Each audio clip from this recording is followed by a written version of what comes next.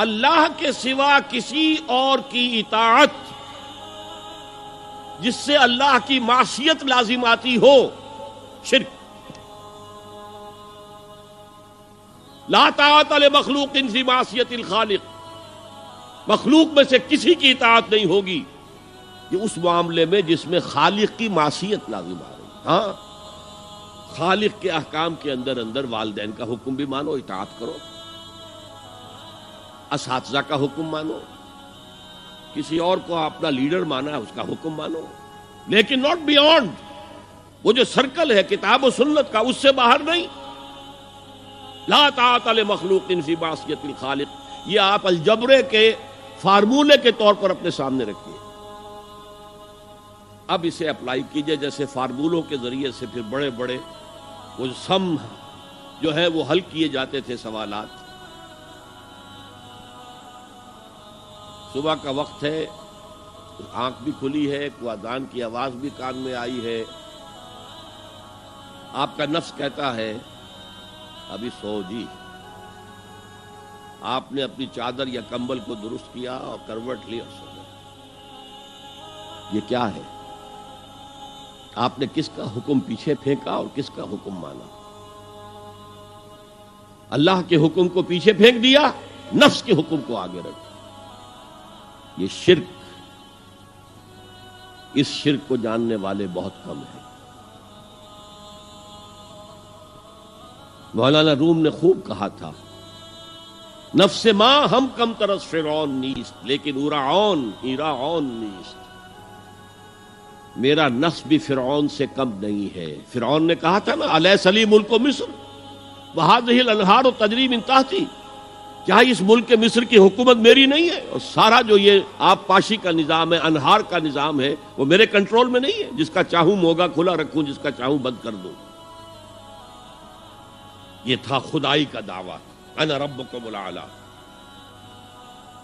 تو مولانا روم کہتے ہیں میرا نفس بھی اس سے کمتر نہیں ہے۔ وہ کہتا یہ جسم میرا ہے، اس پر میرا حکم چلے گا، میں نہیں جانتا کون اللہ کون رسول، کیا حرام کیا حلال۔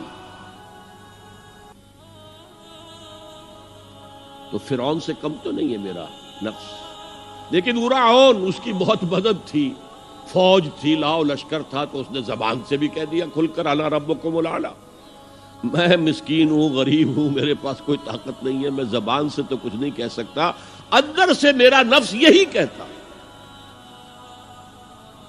یہ نفس کی حکومت قرآن کہتا ہے، میں حیران ہوتا ہوں، دو جگہ یہ مضمون آیا ہے، ارأیت من اتخذ الہہ ہواہ افانت تکون علیہ وکیلا۔ اے نبی تم نے دیکھا اس شخص کو، اس کے حال پر غور کیا جس نے اپنی خواہش نفس کو اپنا الہ بنا لیا ہے۔ اللہ اکبر، الہ، لا الہ الا اللہ، کلمہ توحید کا مرکزی لفظ یہاں آ رہا ہے، من اتخذ الہہ ہواہ، جس نے اپنی خواہش نفس کو اپنا معبود بنا لیا، الہ بنا لیا۔ افانت تکون علیہ وکیلا، کیا آپ ایسے شخص کی کوئی ذمہ داری لے سکتے ہیں؟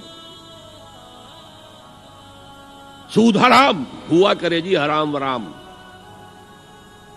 ہمارا دھندا جو ہے وہ آگے بڑھ نہیں سکتا، تو اللہ کے حکم کو پیچھے ڈالا، نفس کے تقاضے کو آگے رکھا۔ کون معبود ہے آپ کا؟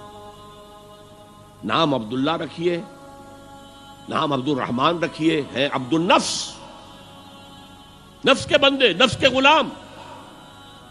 یہ میں نے یوں سمجھئے کہ جیسے میں نے ہجرت اور جہاد کی ڈیفینیشنز کی تھی۔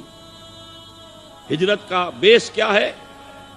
پوچھا گیا ایو الہجرت افضل یا رسول اللہ، اے اللہ کے رسول بتائیے سب سے اعلیٰ ہجرت کون سی ہے، افضل؟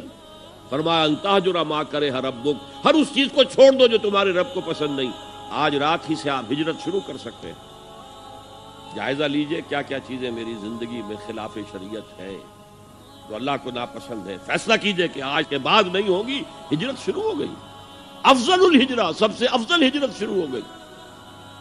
لیکن ٹاپ پر لے جائیے تو یہ ہجرت جب اللہ کے دین کو قائم کرنے کی جدوجہد اس مرحلے پر آ جائے کہ اب باطل کے ساتھ ٹکراؤ ہے اور اب چاہیے کہ ساری قوت ایک مرکز پر جمع ہو جائے، ہجرت فرض کر دی گئی، وہ ہجرت گھر بار چھوڑ کر، اہل و عیال کو چھوڑ کر، اور مکے کے بھیڑیوں کے رحم و کرم پر چھوڑ کر اپنے گھر والوں کو جو لوگ ہجرت کر کے آئے، حکم تھا۔ ہجرت مدینہ فرض تھی، ہجرت حبشہ فرض نہیں تھی، صرف اجازت تھی کہ جن سے سختیاں نہیں جھیلی جا رہی مزید وہ چلے جائیں۔